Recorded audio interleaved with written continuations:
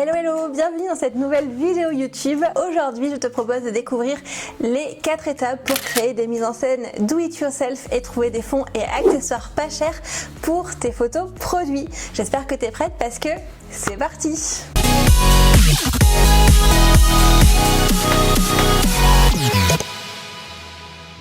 Comme tu le sais, faire des mises en scène pour tes produits et créations, pour faire de belles photos, te créer un univers photographique à ton image et bien entendu vendre tes créations et tes produits en ligne, c'est plus facile à dire qu'à faire. Surtout que trouver de beaux accessoires, de trouver des fonds adaptés, ça peut être un vrai casse-tête et particulièrement quand tu n'as pas trop de budget. J'ai été photographe pendant 6 ans et j'ai fait énormément de photos produits pour mes clients. Mes clients n'avaient pas forcément de budget pour les accessoires ou en tout cas un budget très réduit. J'habite également dans un petit appartement et je peux te dire que j'ai passé des heures et des heures et des heures à trouver des astuces et des solutions pour créer des belles mises en scène malgré peu de budget et peu d'espace. Donc aujourd'hui je te propose de découvrir tous mes meilleurs conseils. D'ailleurs, si tu veux aller plus loin, je t'invite à télécharger la base de données fonds, matériel, accessoires, photos.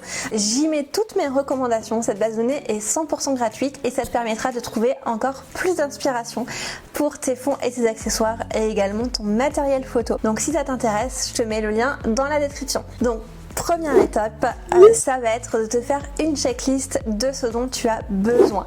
Puisque forcément, pour mettre en valeur tes produits et tes créations, tu vas avoir besoin d'un certain nombre de fonds photos et un certain nombre d'accessoires pour faire un certain nombre de mises en scène par rapport à l'univers de chacune de tes collections. Et donc ça, je t'invite à réfléchir en amont à quel est ton univers photographique, qu'est-ce que tu veux dégager comme émotion quand tu fais tes photos et évidemment comment transcrire tout ça en images. Une fois que c'est fait, je t'invite à réfléchir à 4-5 fonds photos que tu vas utiliser tout le temps et que tu vas pouvoir varier. Et ça, c'est pas seulement pour ce shooting là en particulier, c'est quelque chose que tu vas pouvoir utiliser pour l'ensemble de tes shootings, pour toutes tes collections, si ton univers est suffisamment marqué. Donc voici ce que ta liste doit contenir. 4 ou 5 fonds photos que tu vas utiliser en roulement en fonction de tes créations, de tes produits, des gammes que tu as et des différents univers qui y sont associés. Je te conseille aussi de choisir au moins 4 accessoires par type de création.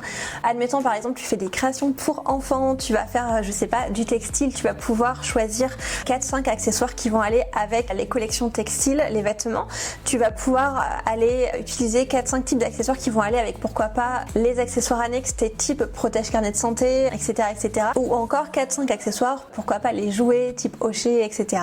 Et là je pense que tu vois l'idée. Là je te conseille à ce stade de lister tous les éléments qui te viennent en tête. C'est pas grave s'il y en a trop, au pire tu pourras toujours affiner. Réfléchis pas à la faisabilité à ce moment-là parce qu'en fait tu vas déjà te brimer et ensuite peut-être qu'un truc qui te semble pas possible tout de suite, ça va être quelque chose que tu vas pouvoir trouver des solutions peut-être plus facilement que tu ne le penses, ou alors peut-être que tu vas pouvoir mettre cette idée en stand-by et l'utiliser plus tard quand tu auras plus de ressources. Donc à cette étape-là, te bride pas, mais vraiment liste tout ce qui te vient à l'esprit et ensuite tu fais ta checklist et tu vas ensuite affiner par rapport à ce que tu vas pouvoir trouver et ce que tu vas pouvoir fabriquer ou encore acheter à petit prix. Je t'invite aussi à inclure dans ta liste de fonds pourquoi pas des décors, des arrière-plans, des lieux extérieurs ou intérieurs, parce que quand je dis fond, ça veut pas forcément dire juste un fond uni ou un fond texturé ou un fond vinyle ou un fond que sais-je, un mur ou quoi que ce soit. Ça peut être aussi tout simplement ton salon, ça peut être ta cuisine si tu fais photographie des accessoires, des choses alimentaires, ça peut être ta salle de bain si tu photographies des produits de toilette, ça peut être aussi un lieu extérieur, la forêt, le bois à côté de chez toi, ton jardin, enfin ce que tu veux,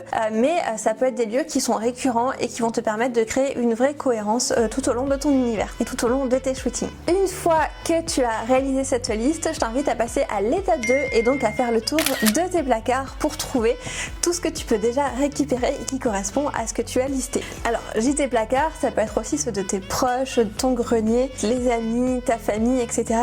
Je pense qu'on a tous des placards, des débarras qui regorgent ou même des garages de trucs dont on ne se sert pas ou on ne se sert plus et dont on ne sait pas quoi faire, qu'on pense pas forcément à amener à la déchetterie ou à donner ou à vendre. Et donc ça peut être l'occasion de les débarrasser et ça service à tout le monde, donc on sait jamais. Fais ta liste et n'hésite pas à demander tout simplement, même à leur dire si voilà je cherche je sais pas X assiettes comme ci comme ça, est-ce que tu aurais pas ça en stock, je cherche un vieux morceau de tissu, un ancien rideau ou quelque chose, est-ce que tu as ça? Enfin n'hésite vraiment pas parce que moi j'ai trouvé des pépites comme ça juste en allant farfouiller chez mes parents. Pour les ambiances un petit peu plus naturelles, pour les marques plus écologiques et tout ça, n'hésite pas aussi à aller chercher dans la nature. Est-ce que tu peux avoir besoin comme des bois flottés, des restes d'écorce, voilà, etc., etc. Fais bien attention évidemment à ce qu'il est possible et autorisé de ramasser, mais sinon tu peux y aller sans hésitation. Je te donne quelques idées de ce que tu peux récupérer. Tu peux par exemple pourquoi pas récupérer des chutes de carrelage si jamais tu as des amis ou de la famille qui ont récemment fait des travaux. Si tu as un chantier pas loin de chez toi, ça peut aussi se récupérer. Là c'est pas forcément quelque chose d'hyper pratique parce que ça peut être assez lourd et encombrant, mais franchement c'est gratuit et ça peut complètement dépanner. Ça peut être aussi des chutes de tapisserie. Je pense qu'on a tous retapissé une pièce de notre maison et on s'est tous retrouvés avec un demi-rouleau en trop dont on ne savait pas quoi faire. Ça peut être l'occasion de s'en servir pour fabriquer un fond photo sur mesure. Ça peut être aussi du bois, des vieilles planches, des vieilles palettes que si jamais tu es un petit peu bricoleuse, tu peux récupérer pour pourquoi pas faire un fond photo en palette. Ça peut être aussi des vieilles caisses, ça peut être pourquoi pas même des vieilles portes ou des vieux volets qui peuvent complètement faire l'affaire et qui peuvent vraiment faire des fonds photos en bois hyper stylés. Ça peut être du tissu. Moi j'ai par exemple récupéré des vieux draps chez mes parents qui me servent tout le temps pour plein de mises en scène, des vieux rideaux et tout ça. Ça peut être des choses hyper encombrantes pourquoi pas, ou des vieilles nappes pour des produits plus volumineux. Et si jamais tu photographies des tout petits produits comme des bijoux par exemple, et ben ça peut être des tissus beaucoup plus petits. Par exemple moi j'utilise des fois des anciens hauts, des tops, des vestes, même des combinaisons que j'utilise en fond photo en fait tout simplement avec un petit peu des effets de flou tout ça. Sur ces petites créations ça fonctionne très bien. Donc n'hésite pas à aller aussi fouiller dans les dressings, dans les choses à donner, on sait jamais, il peut y avoir des pépites. Ça peut aussi être pourquoi pas des plaids, des châles, des choses comme ça qui peuvent franchement hyper bien servir, surtout pour les ambiances un peu cocooning, et ça fonctionne aussi même toute l'année en fonction de la texture et des matériaux, de ce que tu vas trouver. Enfin, dernière chose aussi d'idées que tu peux récupérer, ça va être le carton. Si jamais des grands cartons, ça peut aussi se peindre, ça peut se recouvrir de tissu, ça peut aussi se recouvrir de papier adhésif, donc ça peut franchement être hyper pratique et faire une bonne base, vraiment pas cher. Si jamais tu es un petit peu bricoleuse et que tu aimes bien la peinture, ça peut aussi se peindre et tu peux avoir des rendus vraiment sympas pour vraiment pas cher du tout. Quelques idées d'accessoires aussi que tu peux récupérer, toujours le bois, des planches à découper, des rondins, des pommes de pin, des trucs comme ça. N'hésite pas pourquoi pas même à regarder dans cette déco de Noël. Moi j'ai trouvé des pommes de pin dans la déco de Noël et je m'en suis servi pour des mises en scène plus automnales, ça fonctionne aussi. Comme je te disais, des tissus, vêtements, châles, tout ça, ça fonctionne. Ça peut être de la vaisselle aussi, des verres, des assiettes, des tasses.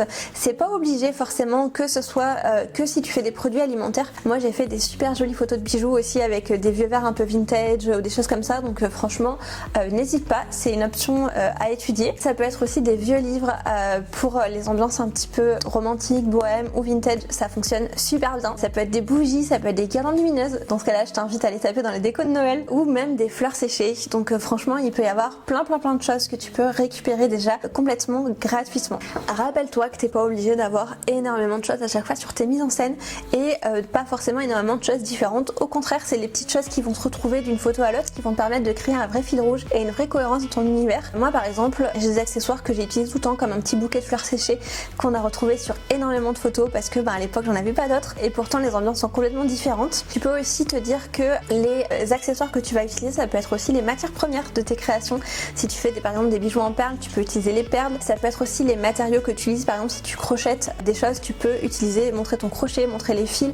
Ça peut faire partie aussi des éléments de décoration. Donc franchement, te bride pas et c'est hyper intéressant pour mettre en valeur vraiment le côté fait main et remettre vraiment les valeurs de l'artisanat dans tes photos. Troisième étape à ce stade, si jamais tu n'as pas pu tout récupérer malheureusement dans les cartons et dans les greniers de tes proches ou dans les tiens, tu peux aussi récupérer et ou fabriquer ce qui peut l'être, ce coup-ci en allant chercher un petit peu plus loin. Et crois-moi, tu peux récupérer des trucs vraiment pas chers ou même carrément gratuits en fonction des endroits. Voici les lieux que je te conseille. Tu as les encombrants par exemple, je sais que c'est pas très glamour, je sais pas s'ils passent toujours dans ta ville. Moi j'avoue que maintenant c'est un petit peu plus compliqué, mais il y a aussi la déchetterie où tu peux récupérer parfois des petits trucs.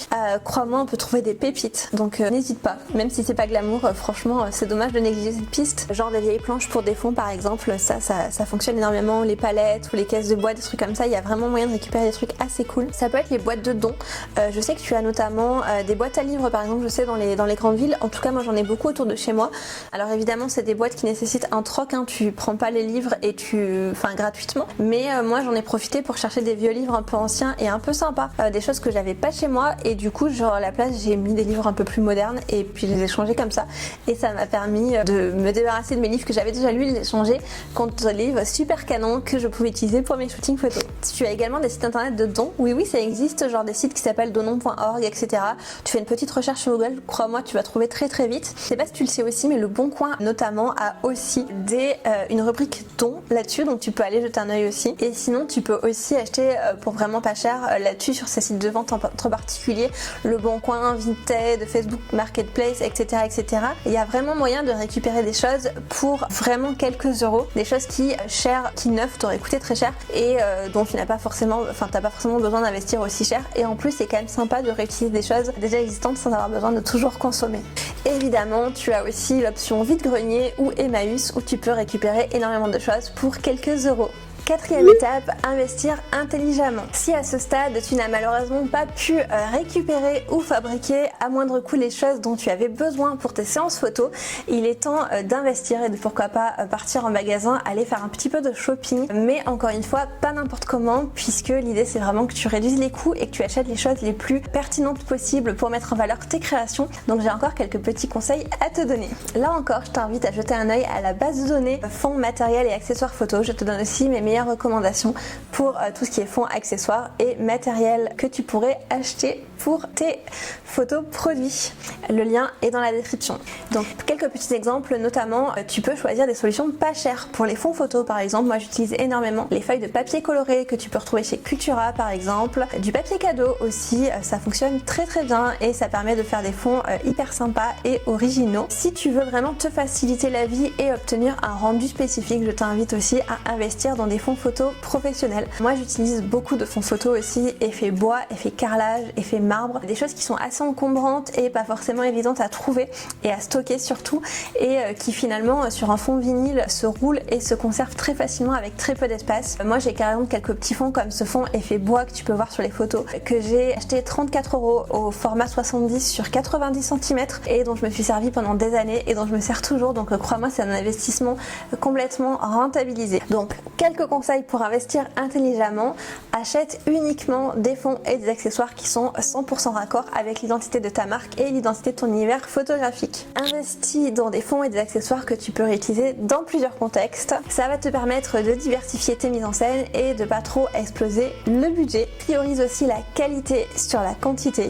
Mieux vaut quelques éléments et quelques accessoires bien choisis que plein de trucs qui ne servent pas forcément à grand chose ou qui ont une faible valeur ajoutée. Et enfin, je te conseille de t'allouer un petit budget spécifique au fil des mois pour agrémenter et augmenter ta base d'accessoires et ta base de fonds, ce qui va te permettre de faire aussi au fur et à mesure en fonction de tes besoins et pourquoi pas aussi en fonction des saisons, sans tout dépenser d'un seul coup, et ça va te permettre aussi d'avoir plus de réflexion, puisque si tu passes quelques mois à réfléchir avant d'acheter, tu vas le faire de manière plus intelligente. Donc voici pour mes conseils, j'espère vraiment que ça t'a aidé, que ça va te permettre de créer de belles mises en scène.